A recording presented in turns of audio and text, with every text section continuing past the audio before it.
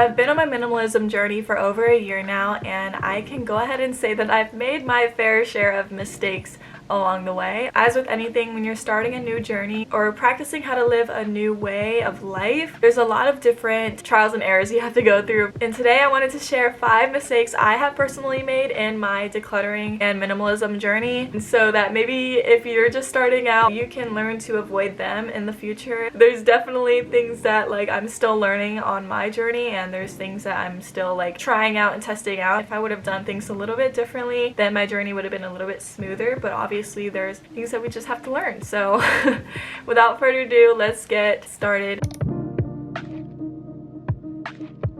Okay, so the first mistake I made is I think decluttering a little bit too much, or decluttering a lot of what I actually might need in the future. I know decluttering is all about getting rid of what doesn't provide value in your life right now. Once we start thinking of everything as, oh, I might need this in the future and I might need this later on, it's kind of defeating the purpose of actually decluttering in the present moment. So I definitely understand that. What I mean by this is because I decluttered a lot of things that I actually still wanted to keep. Time went by and I realized I really wanted this specific item. It was those black Converses that I decluttered in my shoes declutter. So if you watched that video, you know that at the end of the video, I had already put it in this maybe pile, but I was debating because I also have my black Doc Martens, and I was like, okay, I use my black Doc Martens pretty often, right? So I was like, I don't need 2 black shoes that are high top. By the end of the video, I was like, okay, I'm getting rid of it. I thought about those shoes so much in the past year, so much so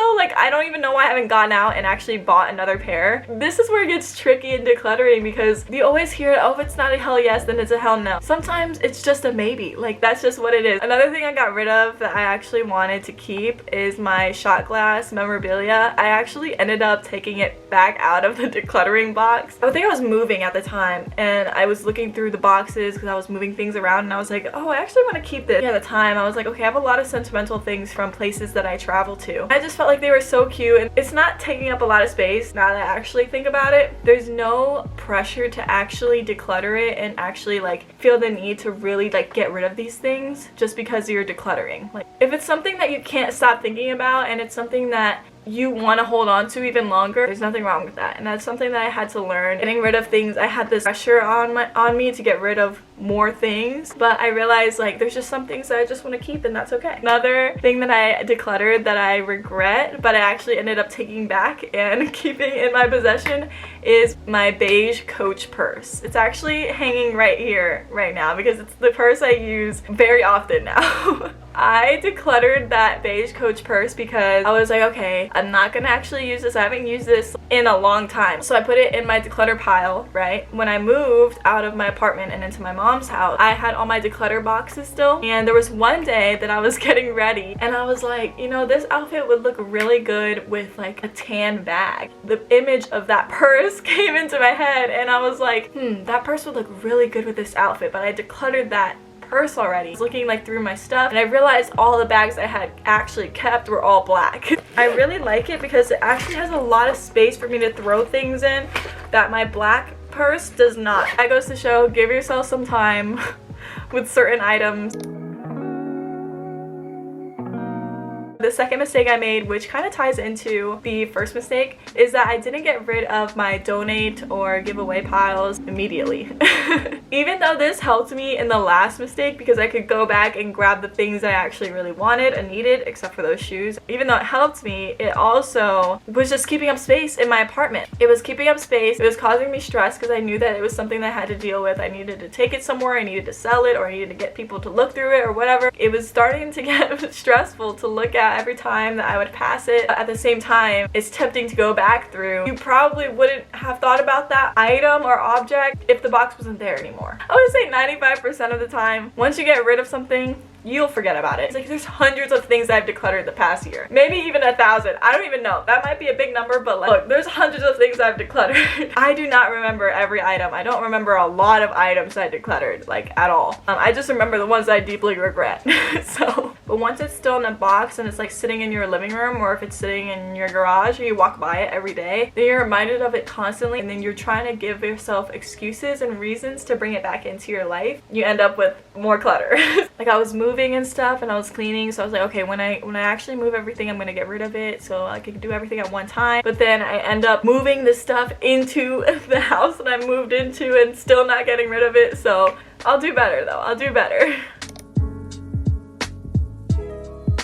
The third mistake that I made while decluttering in my first year is not using the maybe pile efficiently. I would say, especially like for my first time decluttering, I should have used it more efficiently, because when you're decluttering for the first time, it can be really easy to make mistakes and kind of cloud your judgment, because you have these expectations of trying to declutter the most that you can and really have like the perfect space afterwards. But after you declutter for the first time, like, your space is not going to be perfect. It's literally the rough draft of your whole decluttering process. I would say if it's not a hell yes, then it's a hell no. But if it's something that you really truly like feel in your heart that you don't know if you can let go of right now, then having it in a maybe box or a maybe pile, like, it's okay to have more time with it. Sometimes you really just need time to accept it and let it go. I did keep maybe piles. I just feel like I didn't use it efficiently. Like, I would forget the pieces that were maybe pieces. I put the maybe pieces back in my regular wardrobe, and I eventually forgot about the maybe pieces. But when I did my summer capsule wardrobe, when I used the hanger method and the dresser method, that helped me a lot, because it helps distinguish like which ones on the rack and which one in the dresser was the ones I actually used. Using maybe piles more efficiently by actually keeping track of them, and maybe even putting up challenges for yourself like the hanger method and the dresser method.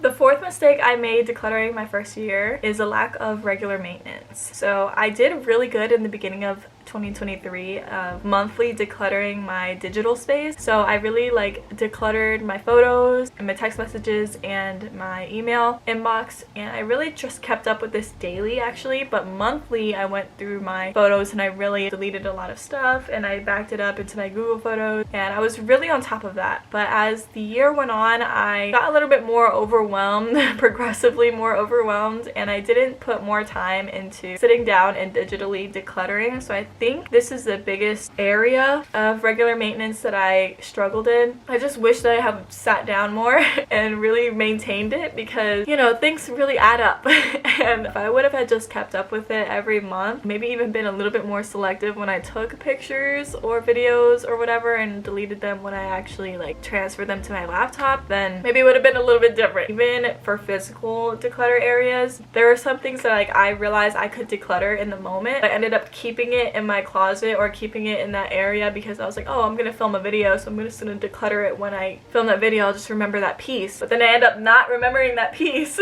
And then when I declutter, I'm like, oh, maybe I can still like try to use this, or maybe, you know, this is actually pretty nice, I'm gonna keep it. Whereas like I should have just decluttered it from the get-go. If something is just not working out, it doesn't fit, you don't like the way it fits, like, don't put it back in your closet, because it's still not gonna fit. It's still not gonna work out the next time you try it. Like, it's like when you open the fridge and you're like looking for food and you can't find anything, and you close it and you go to the pantry, can't find anything, you go back to the fridge to see if you find anything again. It's just like that. Just get rid of it. This is your sign. Just get rid of it.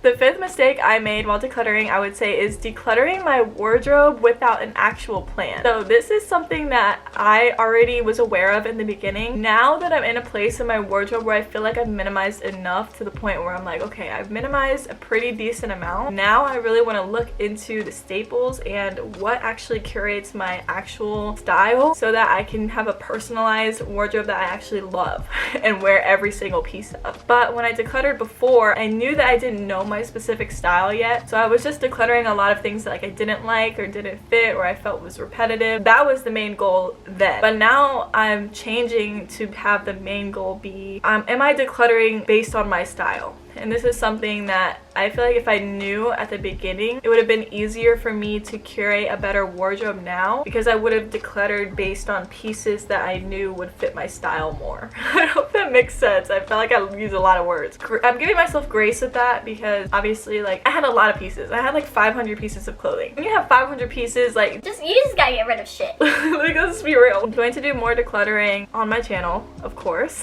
But I think the next closet declutter you guys are gonna see, I'm gonna be getting rid of a lot. Alright you guys, I hope that you enjoyed this video of all of the mistakes I've made in decluttering. I wanted to be really transparent about this because I feel like a lot of people talk about like what you should do, tips on decluttering. I've done that and I haven't actually talked about the things that I truly have messed up on or seen my mistakes in. And I just wanted to make a video that really encapsulated all of that just to show you guys that it's not a perfect journey. There's ways to avoid a lot of these mistakes, but going through them also helps you learn a lot about what you're capable of and what you can do better in the future. So don't be afraid if you make some of these mistakes too, or any others that you might have made that I didn't list. I love you guys. Mwah. Bye.